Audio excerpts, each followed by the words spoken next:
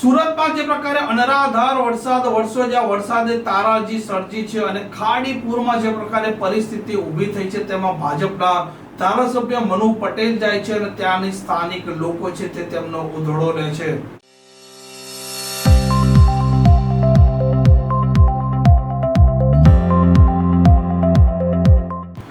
નમસ્કાર, આપ જોઈ રહ્યા છો હોટલાઇન ન્યૂઝ અને હું છું આપની સાથે તોફિક ગાંચી. સુરતમાં જે પ્રકારે વરસાદ વરસ્યો અને ખાસ કરીને જે નીચાણવાળા વિસ્તારો છે તેમાં પાણી ભરાયું, પૂર જેવી સ્થિતિ ઊભી થઈ. અનેક ઘરો છે, અનેક ઘરોમાં પાણી ઘૂસી ચૂક્યા, અનેક દુકાનોના માલ સામાન છે તે પાયમાલ થઈ ચૂક્યા અને સ્થાનિકો છે તે પોતે પણ સરકાર છે તેમના સામે આક્રોશ વ્યક્ત કરી રહ્યા છે. નાયબ મુખ્યમંત્રી હર્ષ સંઘવીએ પોતે હવે મોરચો સંભાળ્યો છે. અલગ અલગ પૂરગ્રસ્ત વિસ્તારો જ્યાં વધારે નુકસાન છે ત્યાં ફરી રહ્યા છે. તે લોકોને કેશ ડોલ આપવા માટે પણ તાત્કાલિક ધોરણે 6800 રૂપિયા હાલ ચૂકવવાની શરૂઆત થઈ ચૂકી છે અને ભાજપના ધારાસભ્ય મનુ પટેલ ખાડીપુર વિસ્તારમાં ગયા હતા અને ત્યાંના સ્થાનિકના આક્રોશનો તે ભોગ બને છે.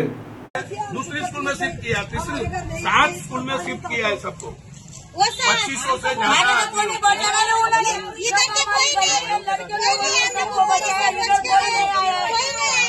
अरे राहत ની વળતર, અરે ભાઈ તું એમને કહી દે કે વળતરની રાહતની વાત માટે આજે કાં તો કાલે સર્વે ગુજરાત સરકારના આવવાના છે અને એમને બાજુમાં રહીને સર્વે કરાવી લેજો. નહીં સર્વે કરાવો તો કોઈને પૈસો નહીં મળે. તમારા ઘરમાં શું થયું છે એ બધું તમે લખાવજો. નહીં લખાવો તો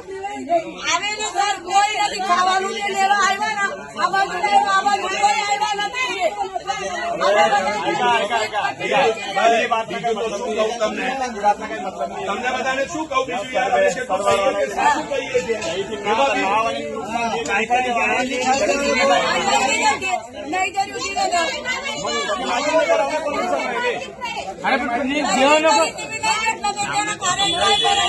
છીએ લખાવશે એનું લિસ્ટમાં નામ આવે.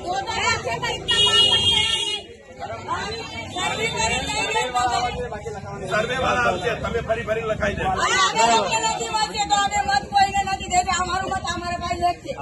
અહીંયા મત લેવા નથી આવ્યા અત્યારે